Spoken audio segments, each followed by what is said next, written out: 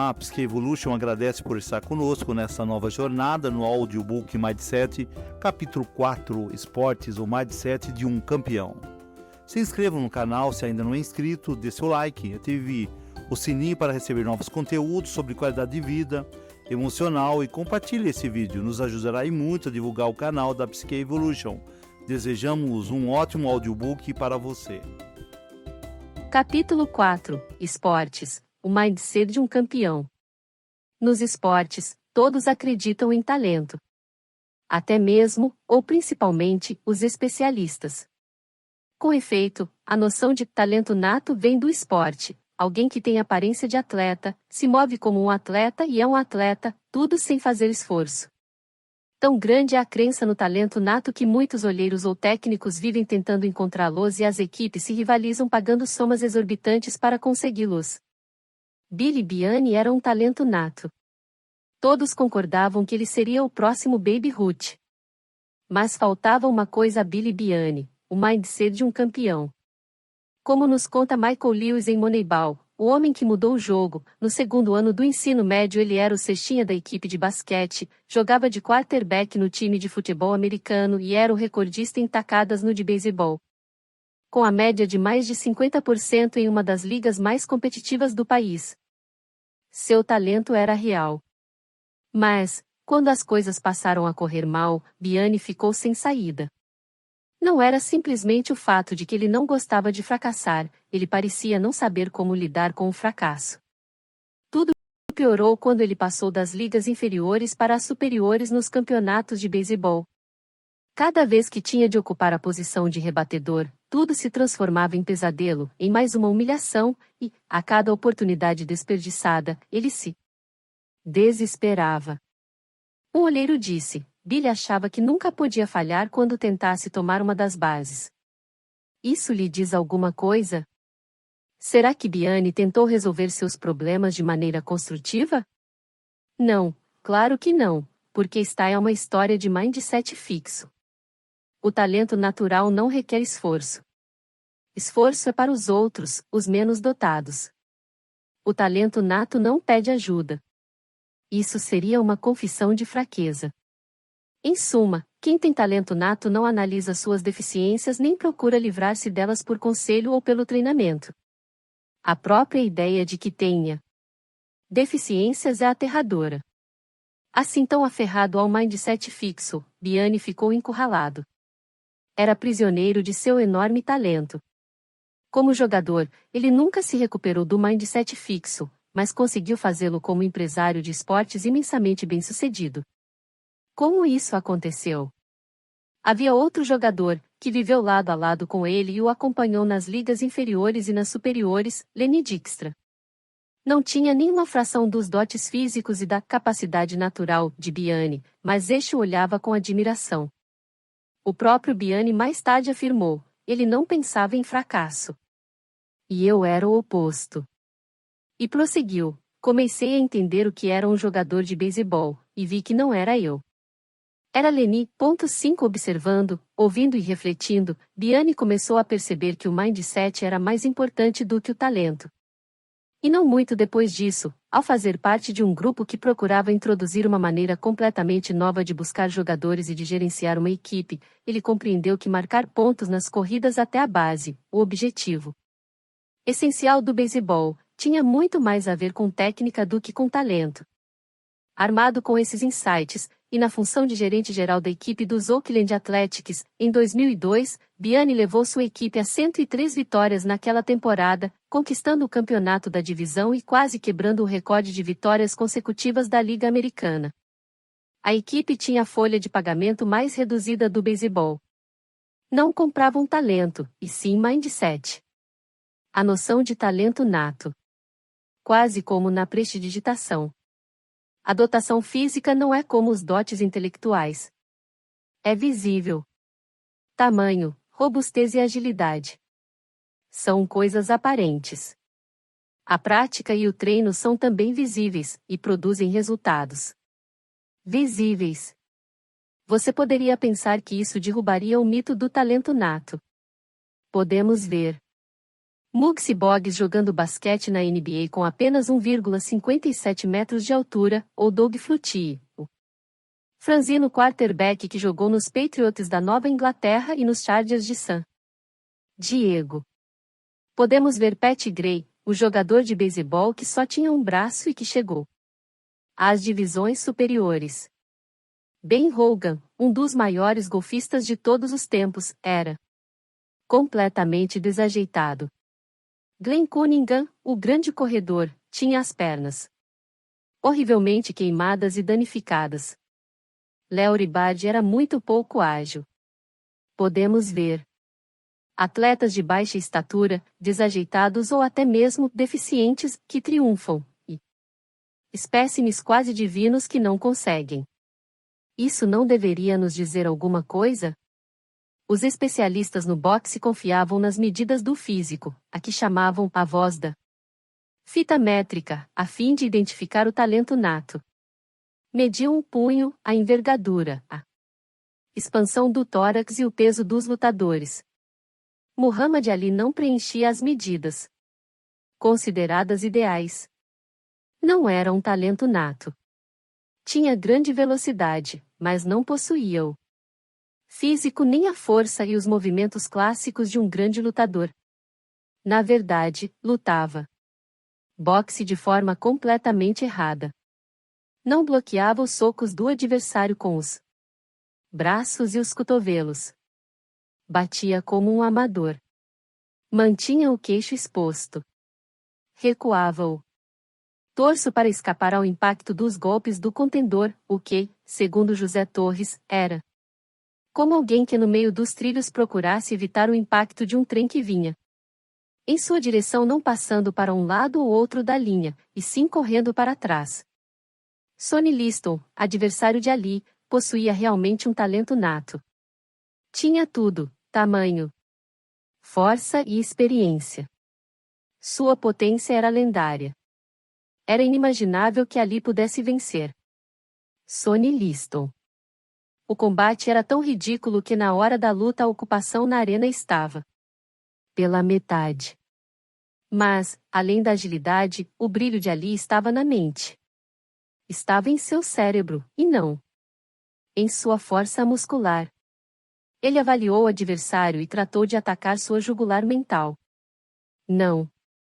Apenas estudou o estilo de luta de Liston, mas também observou cuidadosamente que tipo de pessoa ele era fora do ringue. Li todas as entrevistas dele que pude. Conversei com pessoas que tinham estado com ele ou com quem ele tinha conversado. Ficava deitado na cama ligando todos aqueles fios, tentando compreender como funcionava a mente dele. Em seguida, usou tudo isso contra ele, porque Ali parecia ficar doido antes de cada luta. Porque, segundo Torres, ele sabia que um soco que provoca um nocaute é um soco que não se vê de onde vem. Ali disse: Liston precisava acreditar que eu era louco. Que eu era capaz de fazer qualquer coisa. Ele só via minha boca falando, e eu queria que ele não visse nada a mais. A vitória de Ali contra Liston faz parte dos anais do boxe. Um famoso agente de pugilistas assim refletiu sobre Ali: ele era um paradoxo. Seu desempenho físico no ringue era completamente errado. Mas sua cabeça sempre estava em perfeitas condições de funcionamento. Ele nos mostrava, continuou, com um amplo sorriso no rosto, que as vitórias vêm daqui, e batia na testa com o dedo indicador. Depois ergueu os punhos fechados, acrescentando: e não daqui. Isso não mudou a opinião das pessoas a respeito da dotação física. Não, hoje olhamos para Ali com os olhos da experiência e vemos o corpo de um grande lutador. Sem dúvida, além de tudo tinha verve e compunha versos divertidos, mas ainda achamos que sua grandeza estava em seu físico. E não compreendemos por que os especialistas não perceberam essa grandeza logo no começo. Michael Jordan. Michael Jordan tampouco foi um talento nato. Talvez tenha sido o atleta mais dedicado da história do esporte. Todos sabem que ele foi cortado da seleção de basquete do ensino médio, e hoje ridicularizamos o técnico que o recusou. Não foi recrutado pela universidade onde queria jogar, Universidade da Carolina do Norte. Bem, eles foram tolos. Não foi chamado para as duas primeiras equipes da NBA que poderiam tê-lo convocado. Que erro! Como hoje sabemos que ele foi o maior jogador de basquete de todos os tempos, achamos que isso deveria ter sido evidente desde o início. Quando olhamos para ele, vemos Michael Jordan. Mas, naquele tempo, ele era apenas Michael Jordan. Quando foi cortado da equipe na escola, ficou arrasado. A mãe dele conta: eu lhe disse que voltasse lá e que fosse disciplinado. E ele a ouviu. Saía de casa às 6 da manhã para treinar antes das aulas. Na Universidade da Carolina do Norte, trabalhou constantemente para aperfeiçoar suas fraquezas, o jogo defensivo, o manuseio da bola e os arremessos à cesta. O técnico ficou espantado com a disposição dele de se dedicar com mais empenho do que qualquer outro jogador. Uma vez, depois que a equipe perdeu o último jogo da temporada, Jordan foi treinar arremessos à cesta durante horas. Já estava se preparando para o ano seguinte. Mesmo no auge de seu sucesso e fama, depois que se transformou em um atleta genial, sua obstinação nos treinos se tornou lendária. John Barr, ex-técnico assistente dos Chicago Bulls, dizia que ele era um gênio que quer sempre melhorar sua genialidade. Para Jordan, o sucesso vem da mente. A solidez mental e o coração são muito mais fortes do que algumas das vantagens físicas que se possam ter. Eu sempre disse isso e sempre acreditei nisso. Mas outras pessoas não. Olham para Michael Jordan e veem a perfeição física que inevitavelmente o levou à grandeza. Baby Ruth. E o que dizer de Baby Ruth? Bem, ele certamente não era um espécime de perfeição física humana. Era um homem de famoso apetite e uma barriga gigantesca, que aparecia por baixo do uniforme de sua equipe, os Yankees. Mas isso não faz dele ainda mais um talento nato? Não era ele alguém que passava a noite se divertindo e no dia seguinte chegava a seu posto de rebatedor e acertava alguns home runs? Mas Baby tampouco tinha talento nato. 16 No início de sua carreira profissional, não era um rebatedor tão excepcional assim. Tinha muita força, que vinha de sua entrega total cada vez que girava o taco. Quando acertava, era de tirar o fôlego, mas era muito irregular. É verdade que era capaz de consumir quantidades assustadoras de bebida alcoólica e outras tantas de comida. Depois de uma enorme refeição, comia uma torta inteira ou mais de sobremesa. Mas também conseguia se controlar quando precisava. Durante vários invernos, ele se exercitava no período de intervalo da temporada, a fim de entrar em forma. De fato, depois da temporada de 1925, quando ele parecia acabado, dedicou-se com todas as forças a recuperar a forma, e conseguiu. De 1926 a 1931, seu índice de acertos com o taco foi de 0,354, com a média de 50 home runs por ano e 155 runs batted in. Diz seu biógrafo, Robert Kramer, Ruth deu a mais notável demonstração de consistência em acertos que o beisebol jamais viu. Das cinzas de 1925, Baby Ruth subiu como um foguete. Tudo por causa da disciplina. Ele também adorava treinar. De fato, quando foi jogar no time dos Red Sox, de Boston, os veteranos reclamaram porque ele queria treinar todos os dias. Não era um novato, era novato como arremessador. Quem ele pensava que era, querendo treinar com o taco? Certa vez, já no final da sua carreira, foi advertido e expulso de um jogo. Isso foi grave. Mas também foi barrado dos treinos, e isso realmente o aborreceu. T.Y. Cobb argumenta que jogar como arremessador ajudou Baby Ruth a desenvolver sua tacada. Por que ser arremessador aperfeiçoaria sua batida? Ele fazia experiências na posição de arremessador, diz Cobb. Ninguém se incomoda quando um arremessador perde as 3 jogadas, ou manda mal como rebatedor, e por isso ele podia fazer um giro amplo com o corpo. Se errasse, não tinha importância. À medida que o tempo passava, aprendeu a controlar o giro cada vez mais e a acertar a bola com o taco. Quando se tornou outfielder em tempo integral, estava pronto. Mesmo assim, costumamos concordar com o que Stephen Jay Gould chama a opinião comum de que os jogadores de beisebol nada mais são do que montanhas de carne, que exibem com naturalidade e sem esforço o talento com que a natureza os dotou. As mulheres mais velozes da Terra. O que dizer de Vilma Rudolph, aclamada como a mulher mais veloz da Terra depois de ganhar 3 medalhas de ouro em corridas de velocidade e de revezamento nas Olimpíadas de Roma, em 1960? Quando mais jovem, estava longe de ser uma maravilha em termos físicos. Nasceu prematuramente, a 20ª dos 22 filhos de seus pais, e estava sempre doente. Aos 4 anos de idade, quase morreu durante uma longa luta contra uma pneumonia dupla, escarlatina e poliomielite, cujo resultado foi a perna esquerda em grande parte paralisada. Os médicos lhe deram poucas esperanças de voltar a usá-la. Ao longo de 8 anos, ela se dedicou vigorosamente à fisioterapia, até que aos 12 deixou de lado o aparelho que usava na perna e começou a caminhar normalmente. Se isso não é uma lição no sentido de que é possível desenvolver capacidades físicas, então o que seria? Ela passou imediatamente a aplicar a lição ao basquete e ao atletismo. Embora tenha perdido todas as corridas que disputou em sua primeira competição oficial. Depois de sua incrível carreira, ela declarou: "Só quero ser lembrada como uma mulher que trabalhou duramente." E Jackie Joyner Kersee, considerada a maior atleta feminina de todos os tempos? Entre 1985 e o início de 1996, ela ganhou todas as disputas de heptatlo de que participou. O que é exatamente o heptatlo? É uma competição duríssima de 2 dias, em 7 partes, que consiste em uma corrida de 100 metros com obstáculos, salto em altura, lançamento de dardo, corrida de velocidade de 200 metros, salto em distância, arremesso de peso e corrida de 800 metros. Não admira que a vencedora seja considerada a maior atleta feminina do mundo. Durante as competições, Joyner Kersee obteve as pontuações mais elevadas da história do esporte, marcou recordes mundiais e ganhou 2 campeonatos mundiais, além de 2 medalhas olímpicas de ouro, 6, se contarmos as que ganhou em outras especialidades. Era um talento nato? Sem dúvida possuía talento, mas, quando começou no atletismo, durante algum tempo ficou entre os últimos lugares. Quanto mais se esforçava, mais veloz se tornava, porém mesmo assim não ganhou competições. Finalmente, começou a vencer. O que mudou? Alguns podem atribuir minha transformação às leis da hereditariedade.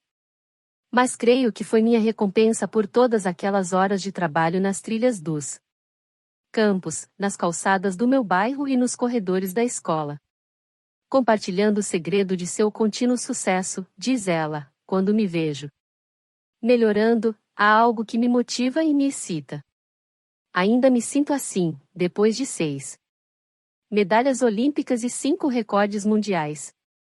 E já era assim quando eu estava nos primeiros anos do curso secundário, começando a entrar em competições de atletismo. Ganhou as 2 últimas medalhas, um campeonato mundial e uma medalha olímpica, em meio a uma crise de asma e a uma séria e dolorosa contusão no tendão da perna. Não era o talento nato em ação. Era o mindset, dando a última palavra. Os talentos naturais não deviam precisar fazer esforço. Você sabia que antigamente se acreditava não ser possível fazer um treinamento físico para o golfe e que, se você fizesse exercícios para ficar mais forte, perderia o toque? Isso até que apareceu Tiger Woods, com seu programa de exercícios e treinamentos agressivos, e ganhou todos os torneios que havia. Em algumas culturas, aqueles que tentaram ir além de seu talento nato por meio de treinamento receberam firme desaprovação. As pessoas achavam que era preciso aceitar a situação de cada um na vida. Essas culturas teriam odiado Mauritius. Era um ambicioso jogador de beisebol dos anos 1950-60 que sonhava jogar nas categorias superiores. O problema era que sua atacada não era boa, e assim, ao ser contratado pelos Dodgers, foi mandado para as divisões inferiores. Orgulhosamente, anunciou aos amigos: "Em 2 anos estarei em Brooklyn jogando com Jack Robinson." Estava enganado. Apesar de sua previsão otimista e rigorosos exercícios diários, passou 8 anos e meio mofando nas ligas secundárias. Quando já haviam passado 7 anos e meio, o administrador da equipe sugeriu que ele fosse jogar na posição de rebatedor, dizendo a Vils: "Você já tem 7 anos e meio de decepções, e nada tem a perder." Pouco depois, quando um jogador da posição de short ** quebrou um dedo do pé, Vils. Foi chamado. Sua oportunidade chegará. Sua batida ainda não era boa o bastante. Mas, sem desistir, foi pedir auxílio ao técnico da primeira base. Ambos trabalharam juntos várias horas por dia, além do treinamento normal de Vils. Nada, ainda. Até mesmo o tenaz Vils estava disposto a desistir, mas o técnico recusou-se a parar com o treinamento. Agora que a parte mecânica estava pronta, ele precisava trabalhar a mente. Começou a rebater bem e, graças à sua alta velocidade, começou a roubar bases. Estudou a forma pela qual os jogadores adversários arremessavam as bolas, verificando qual era o melhor momento para tentar roubar uma base. Desenvolveu rapidez para iniciar subitamente as corridas e técnicas de carrinho com as pernas. Os roubos de bases distraíam os lançadores, perturbavam os recebedores e inflamavam os torcedores. Vils progrediu até quebrar o recorde de TY Cobs em número de bases roubadas, que permanecerá não alcançado durante 47 anos. Naquela temporada, ele foi considerado o melhor jogador da Liga Nacional. QI dos esportes. Você poderia pensar que o mundo dos esportes deveria conhecer a relação entre a prática e o aperfeiçoamento, entre a mente e o desempenho, e deixar de dar tanta importância ao talento físico nato. Mas é quase como se recusasse a perceber. Talvez isso seja assim. Porque, como sugere Malcolm Gladwell, as pessoas dão mais valor aos dotes naturais do que à capacidade adquirida. Embora nossa cultura mencione muito o esforço individual e o autoaperfeiçoamento, no fundo, argumenta ele, reverenciamos o talento nato. Gostamos de pensar em nossos campeões e ídolos como super-heróis, que nasceram diferentes de nós. Não gostamos de pensar neles como pessoas relativamente comuns que se tornaram extraordinárias por seu esforço. Por que não? Para mim, isso é muito mais impressionante. Mesmo quando estão dispostos a reconhecer o papel da mente, os especialistas fazem questão de dizer que tudo é inato. Compreendi isso com todas as letras quando encontrei um artigo sobre Marshall Faulk, o grande running back da equipe de futebol americano dos Rams de St. Louis. Faulk acabará de se tornar o primeiro jogador a conquistar 2.000 jardas em corrida e em passes juntos, em 4 temporadas consecutivas. O artigo, escrito na véspera do Super Bowl de 2002, falava da extraordinária habilidade de Faulk para saber onde estava cada jogador no campo, mesmo no caótico redemoinho de 22 homens correndo e caindo. Ele não somente sabe onde estão, mas também sabe o que estão fazendo e o que estão prestes a fazer. Segundo seus colegas de equipe, ele nunca se engana. Incrível! Como pode fazer isso? Segundo o relato de Faulk, ele passou muitos anos assistindo a jogos de futebol. No tempo da escola secundária, chegou a conseguir um trabalho que detestava, como vendedor ambulante num estádio, para poder assistir às partidas dos profissionais. Enquanto observava, sempre fazia a pergunta: por quê? Por que vamos fazer essa jogada? Por que estamos atacando dessa forma? Por que o adversário está fazendo isso? Por que estão fazendo aquilo? Essas perguntas, diz Faulk, basicamente me envolveram mais profundamente no futebol. Como profissional, ele nunca deixou de perguntar por quê e de investigar cada vez mais profundamente o funcionamento do jogo. Sem dúvida, o próprio Faulk considera sua capacidade produto de sua insaciável curiosidade e estudo. Como veem isso os jogadores e os técnicos?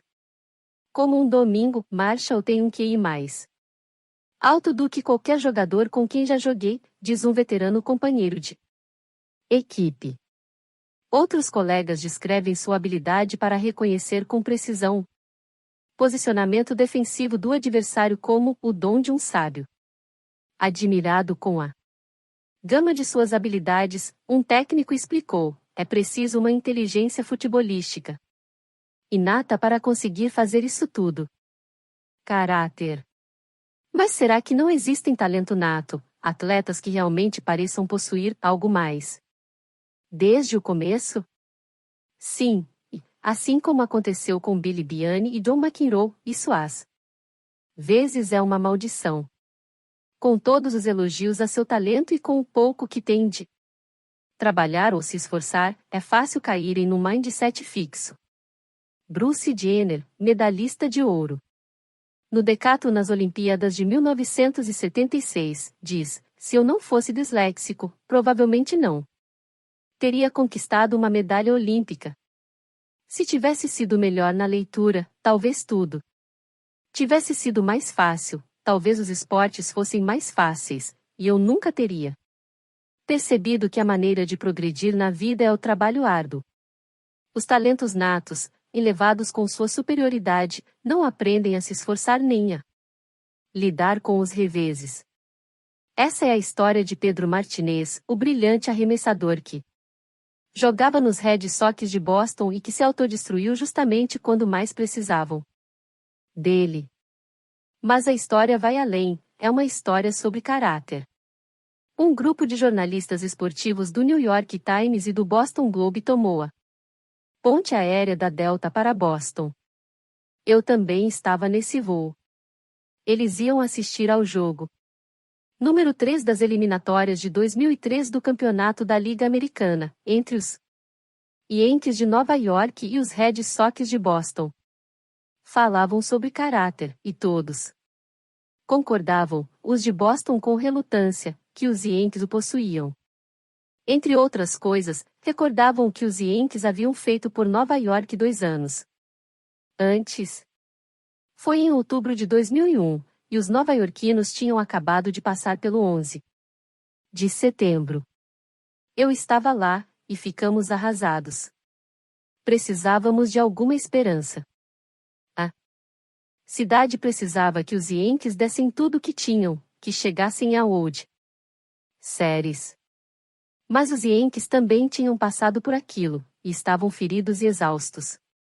Pareciam não ter mais nada a oferecer. Não sei onde foram buscar forças, mas foram até o fundo e venceram jogo após jogo, e cada vitória nos trazia um pouco mais de volta à vida. Cada qual nos dando um pouco mais de esperança para o futuro.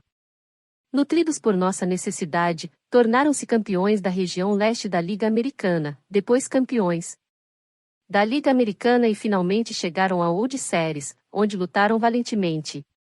Quase venceram. Todos odeiam os Yankees. É a equipe contra a qual todo o país torce. Também cresci odiando os Yankees, mas, depois do que aconteceu, tive de amá-los. Era isso que os jornalistas esportivos queriam dizer com caráter. Caráter, diziam eles. Eles sabem reconhecê-lo. É a capacidade de ir ao fundo de si. Mesmo encontrar forças, mesmo quando as coisas estão contra você. No dia seguinte, Pedro Martinez, o extraordinário mas super mimado arremessador da equipe de Boston, mostrou o que é caráter, ao exibir a falta dele. Ninguém poderia almejar o título de campeão da Liga Americana naquele ano mais do que os Red Sox de Boston. Eles não venciam havia 85 anos, desde a maldição do Bambino, isto é, desde que o dono dos Red Sox, Harry Frazee, vendera Baby Ruth aos Yankees, a fim de obter dinheiro para financiar um espetáculo teatral na Broadway. Não. Bastava que ele vendesse o melhor arremessador canhoto do beisebol, que na época era Ruth, mas, além disso, vendera-o ao detestado inimigo. Os Yankees passaram a dominar o esporte, vencendo a World Series numa sucessão que parecia não ter fim. Enquanto isso, o time de Boston conseguiu chegar a 4 World Series e diversas finais, mas sempre perdia. Perdia sempre da forma mais trágica possível. Chegando próximo à vitória e, em seguida, entregando o jogo. Chegará finalmente mais uma oportunidade de derrotar a maldição e vencer os arquirrivais. Se vencessem, disputariam a World Series, e os Yankees estariam desclassificados. Pedro Martinez era a esperança de Boston. Na verdade, no início da temporada ele havia amaldiçoado a maldição. Mas, depois de jogar muito bem durante toda a partida, Martinez perdeu a vantagem que conquistara e a equipe foi ficando para trás. Que fez ele então? Acertou uma bolada num rebatedor, Karen Garcia, ameaçou atirar outra bola em mais um, Jorge Posada, e derrubou ao chão um homem de 72 anos de idade, o técnico dos Yankees, Don Zimmer. Assim escreveu o cronista Jack Curry, do New York Times, sabíamos que Pedro iria arremessar contra Roger Clemens numa tarde memorável no Fenway Park, mas ninguém esperava ver Pedro contra Garcia, Pedro contra Posada, Pedro contra Zimmer. Até mesmo os jornalistas de Boston ficaram perplexos. Dan Schaubiese, do Globe, perguntou: qual dos dois os torcedores dos Red Sox preferem agora?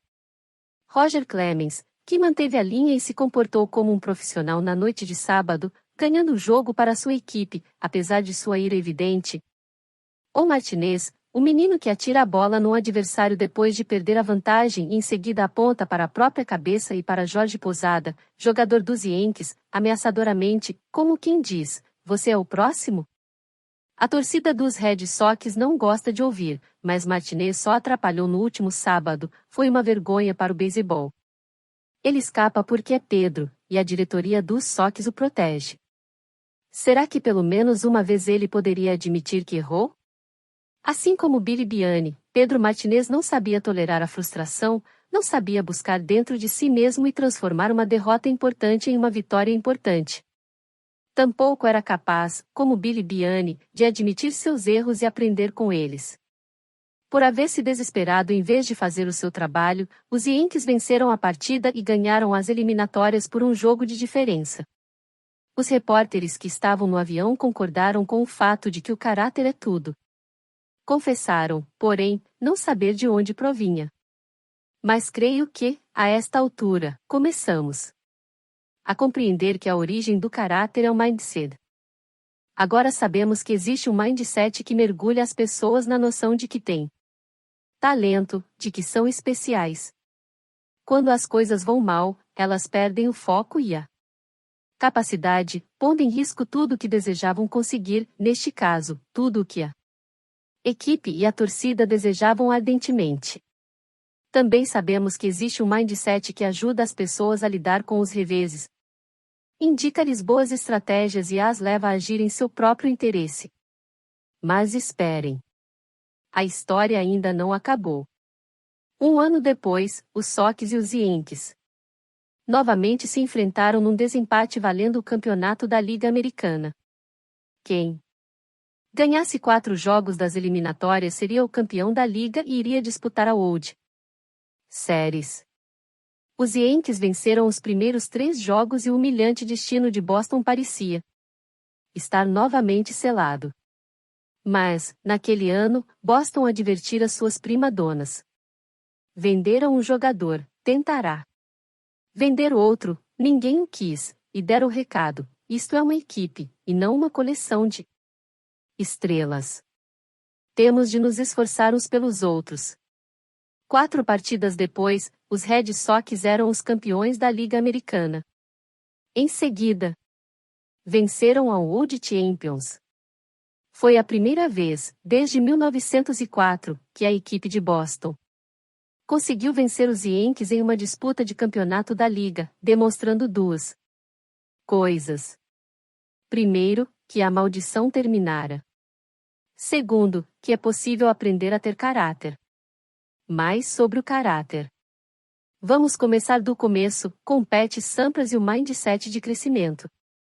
Em 2000, Sampras tentou em Wimbledon sua 13ª vitória no Grand Slam de tênis. Se vencesse, quebraria o recorde de 12 vitórias nos principais torneios, em poder de Roy Emerson.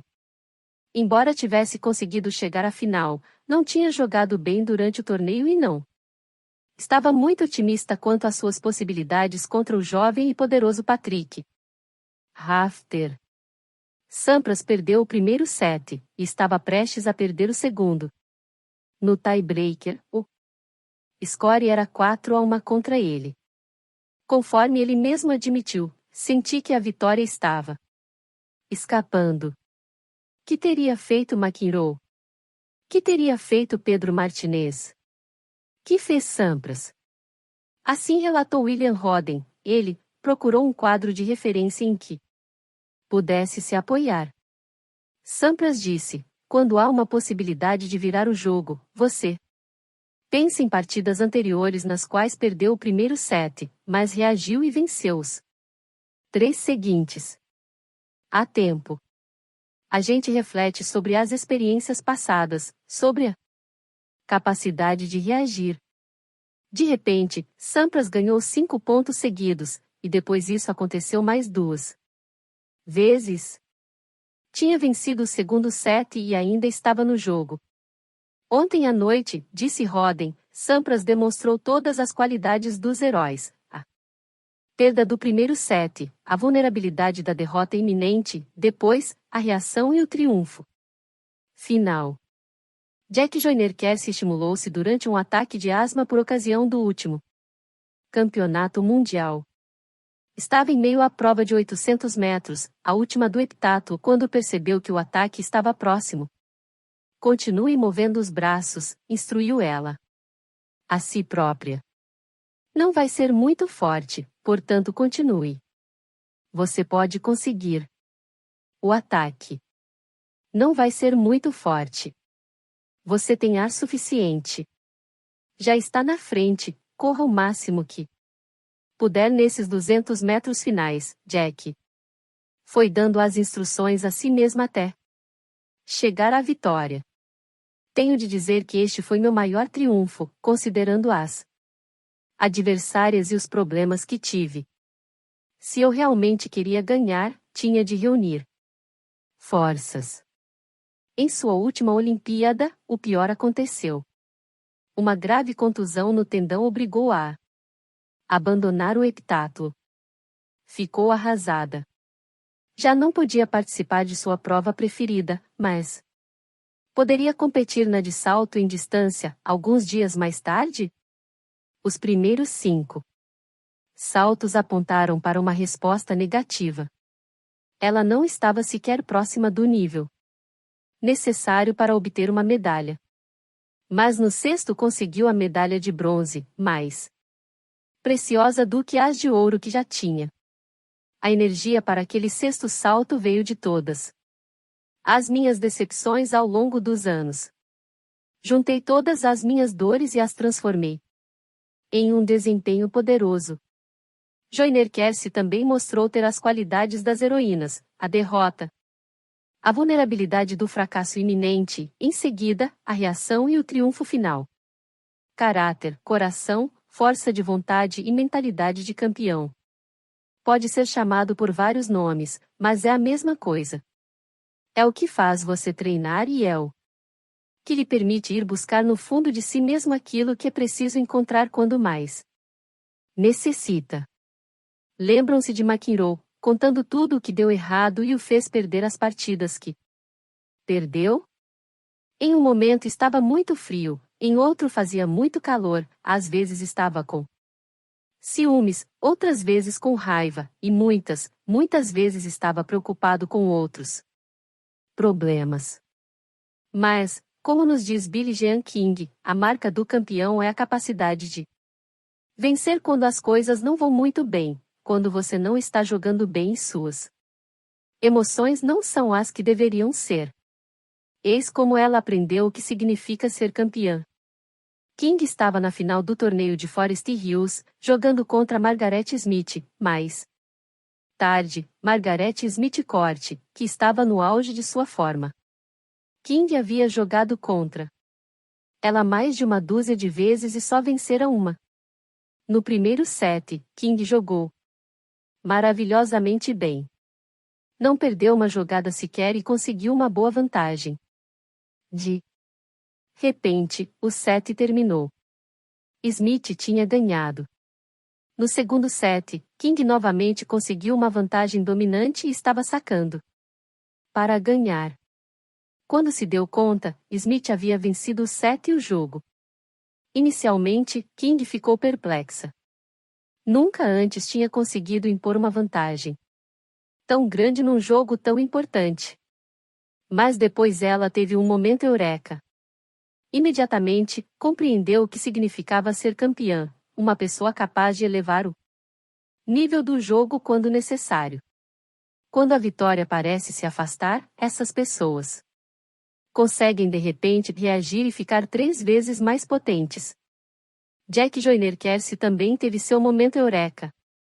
Tinha 15 anos e estava competindo no heptatlo da Olimpíada Juvenil da Associação de Atletismo. Tudo dependia da última prova, a corrida de 800 metros, que a assustava. Estava exausta, e a adversária era uma especialista nas provas de distância, cujos tempos ela jamais conseguirá igualar. Dessa vez, ela conseguiu. Sentia uma espécie de euforia. Agora sabemos que existe um mindset que mergulha as pessoas na noção de que têm talento, de que são especiais. Quando as coisas vão mal, elas perdem o foco e a capacidade, pondo em risco tudo o que desejavam conseguir, neste caso, tudo o que a equipe e a torcida desejavam ardentemente. Também sabemos que existe um mindset que ajuda as pessoas a lidar com os reveses. Indica-lhes boas estratégias e as leva a agir em seu próprio interesse. Mas esperem. A história ainda não acabou. Um ano depois, os Sox e os Yankees novamente se enfrentaram num desempate valendo o campeonato da Liga Americana. Quem ganhasse 4 jogos das eliminatórias seria o campeão da liga e iria disputar a World Series. Os Yankees venceram os primeiros 3 jogos e o humilhante destino de Boston parecia estar novamente selado. Mas, naquele ano, Boston advertira suas prima-donas. Venderam um jogador, tentará vender outro, ninguém o quis, e deram o recado: isto é uma equipe, e não uma coleção de estrelas. Temos de nos esforçar uns pelos outros. 4 partidas depois, os Red Sox eram os campeões da Liga Americana. Em seguida, venceram a World Champions. Foi a primeira vez, desde 1904, que a equipe de Boston conseguiu vencer os Yankees em uma disputa de campeonato da Liga, demonstrando 2 coisas. Primeiro, que a maldição terminara. Segundo, que é possível aprender a ter caráter. Mais sobre o caráter. Vamos começar do começo, com Pete Sampras e o mindset de crescimento. Em 2000, Sampras tentou em Wimbledon sua 13ª vitória no Grand Slam de tênis. Se vencesse, quebraria o recorde de 12 vitórias nos principais torneios, em poder de Roy Emerson. Embora tivesse conseguido chegar à final, não tinha jogado bem durante o torneio e não estava muito otimista quanto às suas possibilidades contra o jovem e poderoso Patrick Rafter. Sampras perdeu o primeiro set, e estava prestes a perder o segundo. No tie-breaker, o score era 4-1 contra ele. Conforme ele mesmo admitiu, senti que a vitória estava escapando. Que teria feito McEnroe? Que teria feito Pedro Martinez? Que fez Sampras? Assim relatou William Roden. Ele procurou um quadro de referência em que pudesse se apoiar. Sampras disse: quando há uma possibilidade de virar o jogo, você pensa em partidas anteriores nas quais perdeu o primeiro set, mas reagiu e venceu os 3 seguintes. Há tempo. A gente reflete sobre as experiências passadas, sobre a capacidade de reagir. De repente, Sampras ganhou 5 pontos seguidos, e depois isso aconteceu mais 2 vezes. Tinha vencido o segundo set e ainda estava no jogo. Ontem à noite, disse Roden, Sampras demonstrou todas as qualidades dos heróis. A perda do primeiro set, a vulnerabilidade da derrota iminente, depois, a reação e o triunfo final. Jack Joyner Kersee estimulou-se durante um ataque de asma por ocasião do último campeonato mundial. Estava em meio à prova de 800 metros, a última do heptatlo, quando percebeu que o ataque estava próximo. Continue movendo os braços, instruiu ela. A si própria. Não vai ser muito forte, portanto continue. Você pode conseguir. O ataque. Não vai ser muito forte. Você tem ar suficiente. Já está na frente, corra o máximo que puder nesses 200 metros finais, Jack. Foi dando as instruções a si mesma até chegar à vitória. Tenho de dizer que este foi meu maior triunfo, considerando as adversárias e os problemas que tive. Se eu realmente queria ganhar, tinha de reunir forças. Em sua última Olimpíada, o pior aconteceu. Uma grave contusão no tendão obrigou a abandonar o heptatlo. Ficou arrasada. Já não podia participar de sua prova preferida, mas poderia competir na de salto em distância, alguns dias mais tarde? Os primeiros 5 saltos apontaram para uma resposta negativa. Ela não estava sequer próxima do nível necessário para obter uma medalha. Mas no sexto conseguiu a medalha de bronze, mais preciosa do que as de ouro que já tinha. A energia para aquele sexto salto veio de todas as minhas decepções ao longo dos anos. Juntei todas as minhas dores e as transformei em um desempenho poderoso. Joyner Kersee também mostrou ter as qualidades das heroínas, a derrota, a vulnerabilidade do fracasso iminente, em seguida, a reação e o triunfo final. Caráter, coração, força de vontade e mentalidade de campeão. Pode ser chamado por vários nomes, mas é a mesma coisa. É o que faz você treinar e é o que lhe permite ir buscar no fundo de si mesmo aquilo que é preciso encontrar quando mais necessita. Lembram-se de McEnroe, contando tudo o que deu errado e o fez perder as partidas que perdeu? Em um momento estava muito frio, em outro fazia muito calor, às vezes estava com ciúmes, outras vezes com raiva, e muitas vezes estava preocupado com outros problemas. Mas, como nos diz Billie Jean King, a marca do campeão é a capacidade de vencer quando as coisas não vão muito bem, quando você não está jogando bem e suas emoções não são as que deveriam ser. Eis como ela aprendeu o que significa ser campeã. King estava na final do torneio de Forest Hills, jogando contra Margaret Smith, mais tarde, Margaret Smith Court, que estava no auge de sua forma. King havia jogado contra ela mais de uma dúzia de vezes e só vencera uma. No primeiro set, King jogou maravilhosamente bem. Não perdeu uma jogada sequer e conseguiu uma boa vantagem. De repente, o set terminou. Smith tinha ganhado. No segundo set, King novamente conseguiu uma vantagem dominante e estava sacando para ganhar. Quando se deu conta, Smith havia vencido o set e o jogo. Inicialmente, King ficou perplexa. Nunca antes tinha conseguido impor uma vantagem tão grande num jogo tão importante. Mas depois ela teve um momento eureka. Imediatamente, compreendeu o que significava ser campeã, uma pessoa capaz de elevar o nível do jogo quando necessário. Quando a vitória parece se afastar, essas pessoas conseguem de repente reagir e ficar 3 vezes mais potentes. Jack Joyner Kersee também teve seu momento eureka. Tinha 15 anos e estava competindo no heptatlo da Olimpíada Juvenil da Associação de Atletismo. Tudo dependia da última prova, a corrida de 800 metros, que a assustava. Estava exausta, e a adversária era uma especialista nas provas de distância, cujos tempos ela jamais conseguirá igualar. Dessa vez, ela conseguiu. Sentia uma espécie de euforia. Eu tinha provado ser capaz de vencer, se me dedicasse o suficiente, aquela vitória me mostrou que eu não somente era capaz de competir com as maiores atletas do país, mas que podia realmente me obrigar a vencer. frequentemente considerada a melhor jogadora de futebol do mundo, Mia Hamm diz que sempre lhe perguntavam: Mia, qual é a coisa mais importante que uma jogadora de futebol deve ter?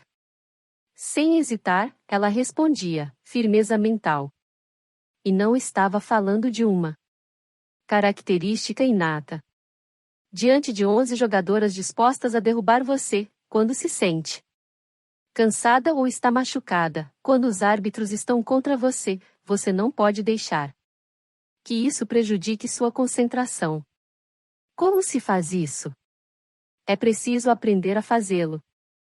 Esse, diz Hamm, é um dos aspectos mais difíceis do futebol e é com ele que tenho de lutar a cada jogo e a cada treino. A propósito, Hamm se achava a melhor jogadora do mundo? Não. E por causa disso, diz ela, talvez um dia eu consiga ser. No esporte, sempre há situações de ou vai ou racha, quando o jogador tem de se superar ou então tudo estará perdido.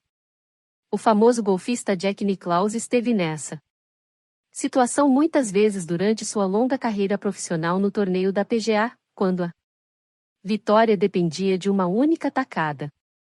Se você tivesse de adivinhar, quantas dessas tacadas acha que ele errou? A resposta é a uma. Uma. É preciso ter mentalidade de campeão. Assim os atletas menos talentosos do que os adversários vencem as partidas. John Wooden, lendário técnico de basquete, conta uma de minhas histórias favoritas. Certa vez, quando ainda era técnico de escola de ensino médio, um dos jogadores se sentiu infeliz por não ter sido escalado para os jogos importantes. O atleta, Ed Pavelski, pediu a Wooden que lhe desse uma oportunidade, e o técnico acedeu. Está bem, Ed, disse ele. Vou dar uma chance a você. Está escalado. De saída para o jogo de amanhã contra Fort Wayne Central. De repente, recorda Wooden, fiquei imaginando de onde poderiam ter vindo aquelas palavras.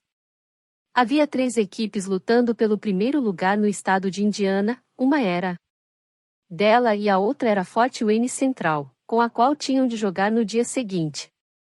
Nessa noite, Wooden escalou Ed para iniciar o jogo. Achou que ele só aguentaria 1 ou 2 minutos, especialmente porque seria marcado por Armstrong, o mais duro dos jogadores do estado, da equipe adversária. Ed literalmente acabou com ele, conta Wooden. Armstrong marcou o menor número de pontos de sua carreira. Ed marcou 12, e nosso time mostrou o melhor equilíbrio da temporada.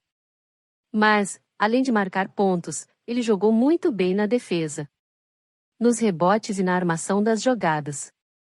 Ed nunca mais saiu da equipe titular e foi escolhido o melhor jogador nos 2 anos seguintes.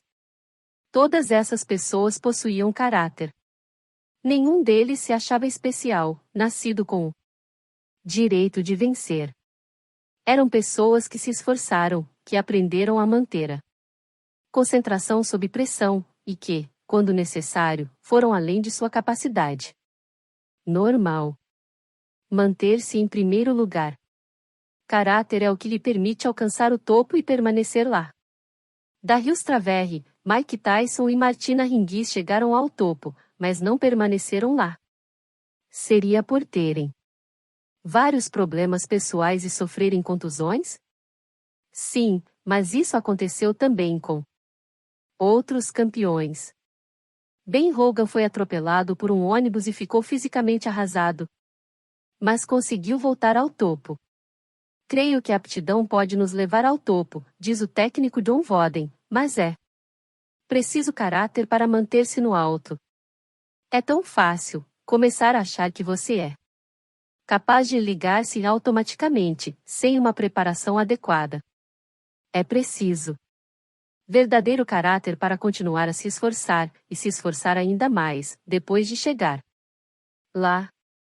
Quando você ler alguma coisa sobre um atleta ou equipe que vence sempre, lembre-se: mais do que habilidade, eles têm caráter. Vamos examinar o significado do caráter ainda mais profundamente e ver a maneira pela qual o mindset de crescimento pode criá-lo. Stuart Bidlid e seus colegas verificaram o mindset de adolescentes e jovens adultos no que diz respeito à habilidade atlética. Os de mindset fixo eram os que acreditavam no seguinte: você tem certo nível de habilidade esportiva, e não há muito que possa fazer para mudar esse nível. Para ser bom nos esportes, é preciso ter um dom natural. Em contraste, os de mindset de crescimento concordaram que, por melhor que você seja no esporte, sempre poderá melhorar, caso se esforce. Para ser bem-sucedido nos esportes, é preciso aprender técnicas e habilidades, e praticá-las regularmente. Os de mindset de crescimento foram os que demonstraram mais caráter ou coração. Eram os que tinham mentalidade de campeões. O que quero dizer com isso? Vamos ver as conclusões a que chegaram esses pesquisadores do esporte, e então entenderemos o que é sucesso. Conclusão número 1. Para os de mindset de crescimento, sucesso significava fazer o melhor possível, aprender e se aperfeiçoar. E isso é exatamente o que encontramos nos campeões. Para mim, a alegria do atletismo nunca esteve no fato de vencer, diz Jack Joyner Kersey. 47. Encontro tanta satisfação no processo quanto nos resultados. Não me importo em perder, desde que veja que houve melhoria, ou sinta que fiz o melhor que podia. Quando perco, volto aos treinamentos e trato de trabalhar mais. Essa ideia, a de que o sucesso pessoal se dá quando você faz o melhor que pode para conseguir o melhor resultado possível, era fundamental na vida de John Wooden. Com efeito, diz ele, houve muitas partidas que me deram tanto prazer quanto os 10 campeonatos nacionais que ganhamos, simplesmente porque nos preparamos muito bem. Jogamos muito perto de nosso nível de capacidade. Tiger Woods e Mia Hamm são dois competidores dos mais tenazes que já existiram. Adoram vencer, mas, para eles, o mais importante é o esforço que fizeram, mesmo quando não venceram. Podem se orgulhar disso. McEnroe e Bianchi, não. Depois do torneio de Masters de 1998, Woods ficou decepcionado por não haver repetido a vitória do ano anterior, mas sentiu-se bem por terminar entre os 10 primeiros. Minha toalha ficou realmente molhada durante a semana. Estou muito feliz pela maneira como consegui esse resultado. Ou então, num torneio aberto da Grã-Bretanha, no qual ficou em terceiro. Às vezes, a gente fica mais satisfeito com o resultado quando as coisas não saem completamente perfeitas, quando a gente não está fazendo um bom swing. Tiger é um homem altamente ambicioso. Quer ser o melhor, até mesmo o melhor de todos os tempos. Mas o mais importante é eu ser o melhor que possa. Mia Hamm nos diz, depois de qualquer jogo ou treino, se você sair de campo sabendo que deu tudo o que podia, sempre será vencedor. Porque o país se apaixonou pela equipe dela. Viram que realmente amamos o que fazemos e que damos tudo o que temos, umas às outras e a cada partida. Para as pessoas de mindset fixo, o sucesso tem a ver, pura e simplesmente, com a afirmação de sua superioridade. Ser alguém que vale mais do que todos os ninguéms. Houve uma época, confesso, diz McEnroe, em que eu me sentia tão grande que quase não conseguia passar pelas portas. Onde estão as palavras a respeito do esforço e da satisfação de ser o melhor para si mesmo? Não aparecem. Algumas pessoas não gostam de ensaiar, só querem representar. Outros gostam de treinar 100 vezes antes de jogar. Eu pertenço ao primeiro grupo. Lembre-se, no mindset fixo o esforço não é motivo de orgulho. É algo que levanta dúvidas sobre o talento. O que é fracasso? Conclusão número 2. As pessoas com mindset de crescimento consideraram os reveses motivadores. São informativos. Eles nos fazem acordar. Somente uma vez Michael Jordan tentou evitar o esforço. Foi no ano em que voltou aos Bulls, depois da temporada que passou jogando beisebol, e aprendeu a lição. Os Bulls foram eliminados nas rodadas decisivas. Não se pode sair e achar que é possível voltar e dominar o jogo. Daqui em diante, estarei física e mentalmente preparado. Suas palavras não poderiam ser mais verdadeiras. Os Bulls venceram o campeonato da NBA nos 3 anos seguintes. Michael Jordan abraçava seus fracassos. Com efeito, em um de seus anúncios favoritos para Nike, ele diz: errei mais de 9.000 arremessos à cesta. Perdi quase 300 partidas. 26 vezes os companheiros confiaram em mim para o arremesso final, que poderia decidir o jogo, e eu errei. Podem ter certeza de que a cada vez ele voltou ao ginásio e treinou a jogada 100 vezes. Eis como reagiu o grande jogador de basquete Kareem Abdul-Jabbar, quando foi proibida, nos jogos universitários, sua jogada preferida, a bola enterrada na cesta, mais tarde, isso foi novamente permitido. Muitos pensaram que isso impediria sua ascensão. Em vez disso, ele treinou com o dobro do empenho para aprimorar o arremesso batendo na tabela, o gancho do alto e o salto com meia volta no ar. Havia absorvido o mindset de crescimento do técnico Voden e o utilizou bem.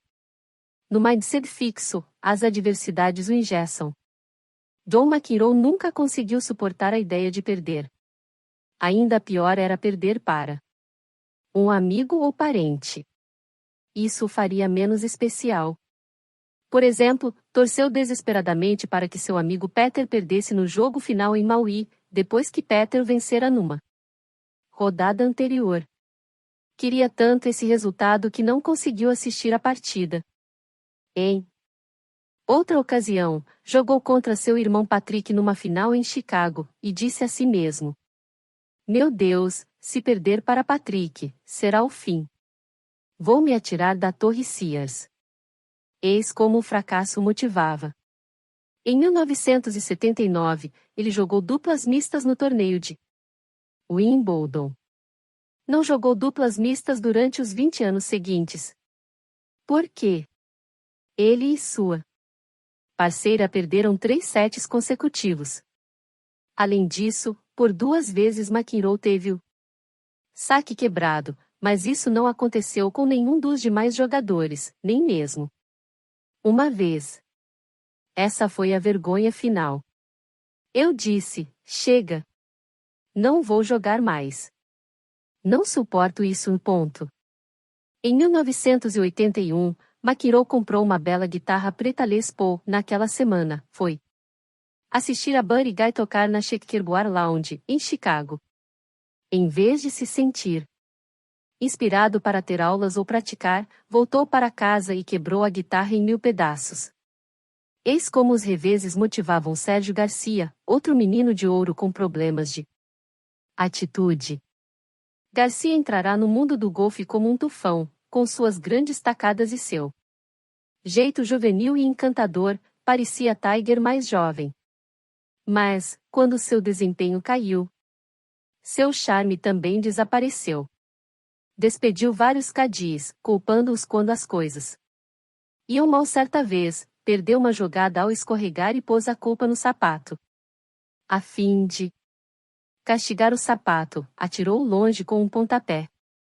Infelizmente, quase acertou um dos árbitros.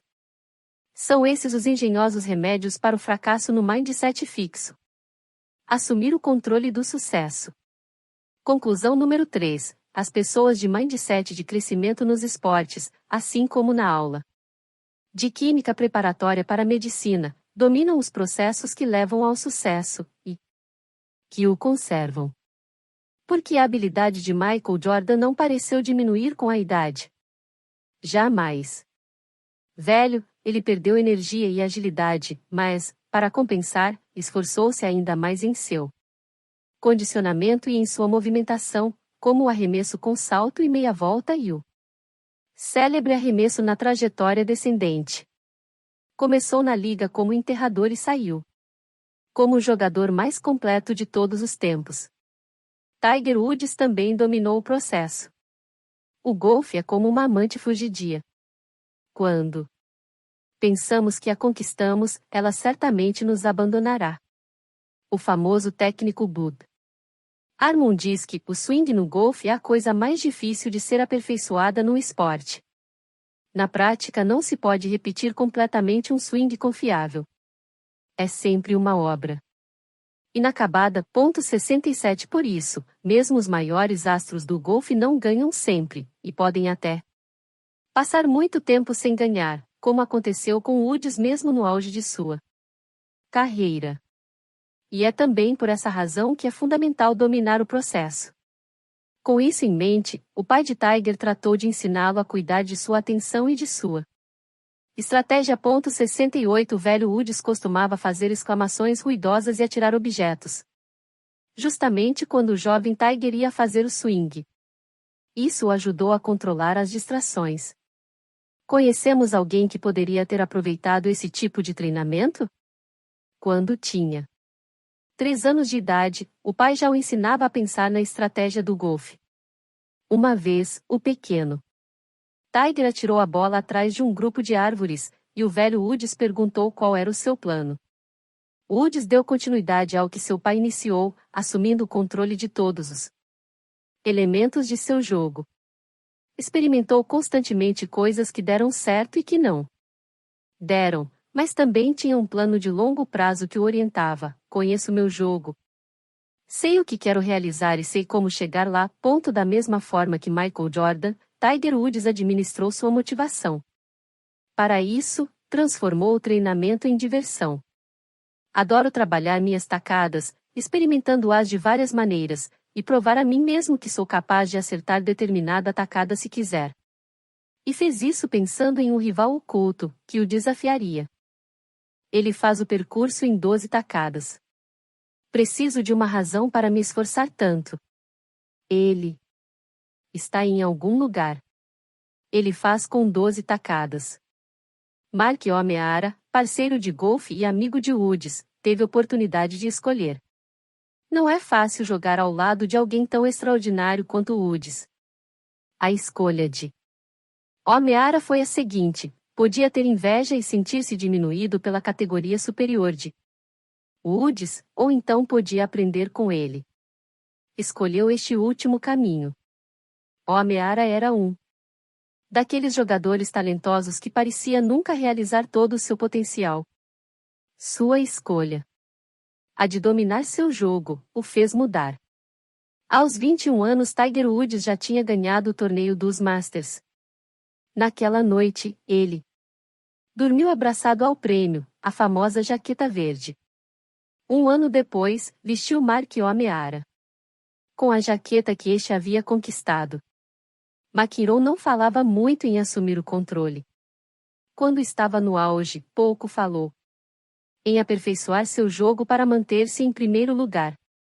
Quando jogava mal, ouviu-se muito pouca análise, a não ser para encontrar um culpado, e reflexão sobre si mesmo. Por exemplo, durante parte do ano de 1982, ele não se saiu tão bem quanto se esperava dele, e disse que aconteceram pequenas coisas que me tiraram de meu jogo habitual durante várias semanas a cada vez, e me impediram de dominar os torneios. Sempre vítima de forças externas. Porque não assumiu o controle e aprendeu a manter um bom desempenho, apesar delas? Não é isso que faz o mindset fixo. Na verdade, em vez de combater essas forças ou resolver seus problemas, ele diz que preferiria praticar um esporte de equipe, para poder esconder suas deficiências, quando você não está no ponto máximo. É muito mais fácil disfarçar isso num esporte de equipe. McEnroe admite também que seus acessos de raiva dentro da quadra muitas vezes serviam para esconder uma falha e somente pioravam as coisas. Mas o que fazia ele? Nada. Desejava que alguém fizesse algo em seu lugar. Quando você não consegue se controlar, quer que alguém o faça por você, por isso é que eu lamentava muito não participar de um esporte de equipe. Os colegas me ajudariam, me orientariam. Ou então, o sistema cada vez mais me deixava me comportar assim. Na verdade, eu gostava cada vez menos dele. Ele se zangou com o sistema. Alô, John? Essa é a sua vida. Alguma vez pensou em assumir a responsabilidade? Não, porque no mindset fixo você não assume o controle de suas capacidades e de suas motivações. Espera que o talento o leve adiante, e, quando isso não acontece, bem, o que mais poderia ter feito? Você não se sente progredir, e se acha um produto acabado. E os produtos acabados têm de se proteger, lamentar e encontrar culpados. Tudo, menos assumir o controle. O que significa ser uma estrela? O craque do time tem menos responsabilidades do que os demais jogadores? Seu papel é somente jogar bem e ganhar os jogos? Ou o craque tem mais responsabilidades do que os outros? O que acha Michael Jordan? Em nossa sociedade, às vezes é difícil conseguir desempenhar um papel, em vez de tentar ser superestrela, diz Jordan. O talento de um supercraque é capaz de ganhar jogos, mas os campeonatos são conquistados pela equipe. O técnico John Wooden afirma ter sido mediano, tanto em tática quanto em estratégia. Mas como fez para ganhar 10 campeonatos nacionais? Uma das principais razões, diz ele, é que sabia como fazer os jogadores desempenharem determinados papéis como parte de uma equipe. Creio, por exemplo, que eu poderia ter feito de Kareem Abdul-Jabbar o maior cestinha da história universitária. Poderia ter conseguido isso fazendo o time jogar centrado nessa capacidade que ele tinha. Mas teríamos ganhado 3 campeonatos nacionais, enquanto ele esteve na Universidade de Los Angeles, UCLA. Nunca ponto no mindset fixo, os atletas querem ver seu talento reconhecido.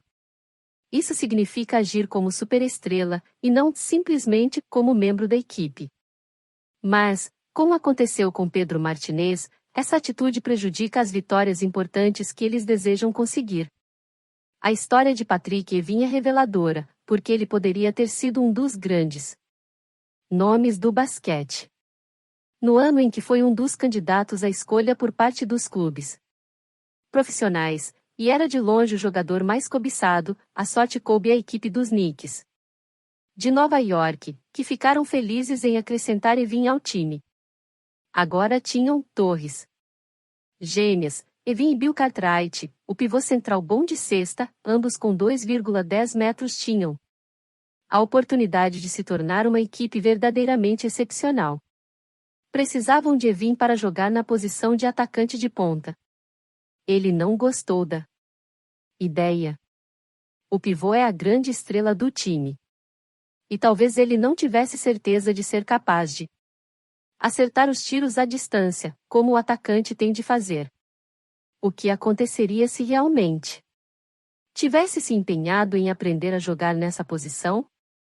Alex Rodrigues, então o melhor shortstop do beisebol, concordou em jogar na terceira base quando foi contratado pelos Yankees.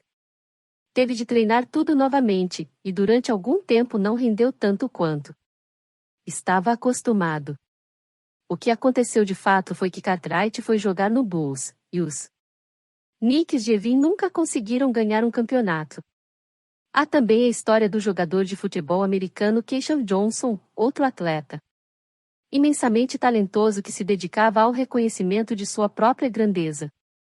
Uma vez lhe perguntaram antes de um jogo como ele se comparava ao principal jogador do outro time, e a resposta foi: você quer comparar uma lanterna com uma estrela? As lanternas não duram muito. As estrelas ficam no céu para sempre. Seria ele um jogador de equipe? Jogo para a equipe, mas antes de tudo sou um indivíduo. Quando estou de posse da bola, tenho de ser o número 1. Não o número 2 ou o número 3. Se eu não for o número 1, não sirvo para mais nada. Não posso fazer nada por você. Que significa isso? Com essa definição de jogador para a equipe, Johnson foi vendido pelos Jets e acabou dispensado pelos Buccaneers de Tampa Bay. Notei uma coisa interessante. Quando alguns craques são entrevistados depois do jogo, dizem, nós fazem parte do time e pensam em si mesmos dessa maneira. Outros, ao serem entrevistados, dizem eu, e se referem aos companheiros como algo separado de si próprios, pessoas que têm o privilégio de participar de sua grandeza. Todo esporte é um esporte de equipe. Na verdade, praticamente todos os esportes são, de certa forma, esportes de equipe. Até mesmo nos esportes individuais, como o tênis ou o golfe, os grandes atletas possuem uma equipe, técnicos, treinadores, cadis, gerentes, mentores. Compreendi isso quando lia. Respeito de Diana Niar, detentora do recorde feminino de natação em mar aberto. Que esporte poderia ser mais solitário do que a natação? Bem, talvez você precise de um barco a remo para acompanhá-lo e certificar-se de que tudo vai bem. Quando Niar traçou seu plano, o recorde de natação em mar aberto, tanto para homens quanto para mulheres, era de 96 quilômetros. Ela queria chegar a 160. Depois de meses de trabalho árduo, considerou-se pronta. Mas foi acompanhada por uma equipe de assistentes, para medir os ventos, as correntes e alertar para obstáculos, mergulhadores que procuravam tubarões, especialistas da NASA, que davam conselhos sobre nutrição e resistência física. Ela precisava de 1.100 calorias por hora e perdeu 13 quilos no trajeto. E treinadores que conversavam com ela durante incontroláveis calafrios, náuseas, alucinações e desespero. Seu novo recorde era de 165,957 quilômetros. Seu nome estava no livro dos recordes, mas, para isso, foram necessárias 51 outras pessoas. Ouvindo os mindsets. É possível perceber os mindsets já nos jovens atletas. Basta prestar atenção. Estamos em 2004, e Cisty Liz é a estrela da equipe feminina de basquete da Universidade Duke, onde, com 1,92 metros de altura, joga na posição de atacante. No seu armário de material esportivo há uma foto do pai, James Quick T. Liz, para motivá-la. Mas a foto não é uma homenagem a ele, diz a jornalista esportiva Vivi Bernstein. Está ali para lembrar o que ela não deseja ser. Nos anos 1980, Quick T. Liz era um pugilista competitivo. Em 1981, disputava o título de campeão mundial dos pesos pesados. Em 1985, estava no filme A Cor Púrpura, como pugilista, e em 1986 foi o primeiro lutador que conseguiu sustentar uma luta inteira, 10 rounds, contra Mike Tyson. Mas nunca chegou ao topo. Diz Cisty Liz, que está no último ano da universidade. Este é o ano em que temos de ganhar o campeonato nacional. Sinto que poderei ser um fracasso. Eu me sentiria regressando ao passado para terminar como meu pai, um ninguém. Ora, isso é a síndrome alguém-ninguém. Se eu vencer, serei alguém, se perder, serei ninguém. A raiva de T. Liz contra o pai pode ser justificada, porque ele a abandonou quando ela era criança. Mas esse modo de pensar acaba por prejudicá-la. Talvez ninguém mais possua essa combinação de tamanho físico, habilidade, rapidez e visão no basquete universitário feminino, diz Bernstein. Mas poucos diriam que T. Liz é melhor do que as duas melhores jogadoras do país, Diana Taurasi, de Connecticut, e Alana Beard de Duke. O desempenho de T. Liz frequentemente desmente sua capacidade. O fato de que as pessoas tenham grandes expectativas em relação a ela e queiram que jogue melhor lhe causa frustração. Sinto-me como se tivesse de entrar na quadra e fazer um triplo dobrado e marcar 2 algarismos no total de pontos, nos rebotes e nos passes. enterrar a bola em 360 graus, saltar, girar completamente o corpo no ar e enfiar a bola na cesta de cima para baixo, para que as pessoas digam: ora, ela não é tão ruim assim. Ponto. Não creio que as pessoas desejem o impossível, mas simplesmente querem vê-la utilizar ao máximo seu grande talento.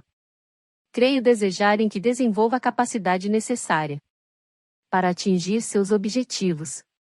Preocupar-se em acabar sendo um ninguém não é a atitude que motiva e sustenta os campeões. Embora seja difícil, talvez Chilis devesse admirar o pai por haver tentado triunfar, em vez de desprezá-lo por não haver conseguido.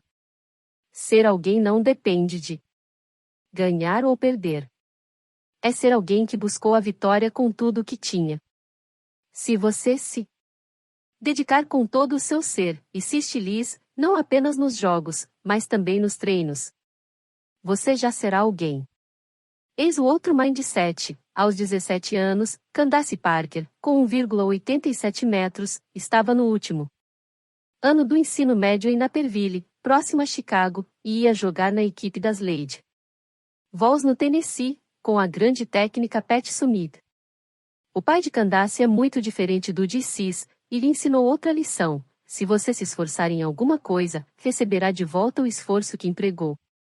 Muitos anos antes, quando o pai era o técnico da equipe em que Candace jogava, ele perdeu a calma com ela durante um jogo de campeonato. Ela não estava saltando para pegar os rebotes, fazia arremessos de forma indolente, de longe, em vez de usar sua altura perto da cesta, e não se esforçava na defesa. Agora volte à quadra e trate de jogar direito. Que aconteceu então? Ela entrou, marcou 20 pontos no segundo tempo e conseguiu 10 rebotes. O outro time foi arrasado. Ele me incendiou. E eu sabia que ele tinha razão. Agora Candace é que se incendeia. Em vez de já estar satisfeita por ser uma estrela, ela procura melhorar cada vez mais. Ao voltar de uma cirurgia no joelho, sabia o que tinha de fazer: aperfeiçoar o sentido de tempo, os nervos e o fôlego. Quando viu que os arremessos de 3 pontos não estavam entrando, pediu ao pai que fosse ao ginásio para trabalhar com ela. Seja no basquete ou na vida cotidiana, diz ela, nada é garantido. Poucas semanas depois, as profecias dos Mindset se tornavam realidade. 2 coisas aconteceram. Uma, infelizmente, é que a equipe de Chilis foi eliminada do campeonato. A outra é que Candace Parker se tornou a primeira mulher na história a vencer o campeonato de enterradas na cesta, contra 5 homens. Caráter, coração e mentalidade de campeão. É isso que faz grandes atletas e é isso que surge do mindset de crescimento, com seu foco no desenvolvimento, na automotivação e na responsabilidade. Embora os melhores atletas sejam altamente competitivos e desejem ser os melhores, a grandeza não nasce do ego do mindset fixo, com sua síndrome alguém-ninguém. Muitos atletas de mindset fixo podem ter sido talento nato, mas, quer saber de uma coisa? Como diz John Wooden, já esquecemos a maioria deles. Desenvolva seu mindset. Há esportes em que você sempre se considerou incompetente? Bem, talvez você seja, talvez não. Não é algo que você possa saber sem ter se esforçado muito. Alguns dos melhores atletas do mundo não começaram como fenômenos. Se você tem paixão por um esporte, esforce-se para ver o que acontece. Às vezes, ter um dom fenomenal é uma maldição.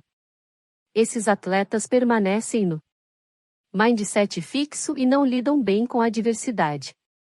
Há algum esporte em que tudo parecia fácil até que de repente você se chocou com uma barreira? Procure adotar um mindset de crescimento e tente novamente. Caráter é um conceito importante no mundo dos esportes, e deriva do mindset de crescimento. Pense nas vezes em que você teve de buscar forças no fundo de si, mesmo em jogos difíceis. Pense nos campeões de mindset de crescimento mencionados neste capítulo, e em como conseguem fazê-lo. O que você pode fazer da próxima vez para ter certeza de que seu mindset é de crescimento nos momentos de dificuldade? Os atletas de mindset de crescimento encontram o sucesso no aprendizado e no aperfeiçoamento, e não apenas na vitória. Quanto mais você conseguir fazer isso, mais recompensas os esportes trarão, para você e para seus companheiros. Seek Evolution agradece sua preferência e até o próximo capítulo. Capítulo 5. Negócios, Mindset e Liderança. Se desejar o livro físico, vale a pena fazer parte de sua biblioteca, adquira-o por meio do link logo abaixo da descrição na Amazon. Está com um ótimo preço. Um grande abraço.